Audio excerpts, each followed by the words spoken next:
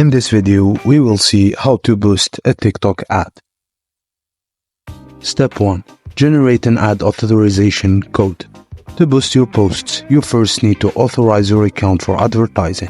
If you have a creator or business account, go to your privacy settings to toggle on the ad authorization button. Step 2. Create or add creator video to your library. Within your TikTok ad account, select TikTok Posts. Select Library in the navigation bar. Select Creative from the drop-down menu and click the TikTok Post tab. Click Initiative Authorization, enter the code, and click Search for details about videos. Click Submit to add to your library. Once you've initiated authorization as outlined above, you can now track the authorization status in the TikTok Posts tab.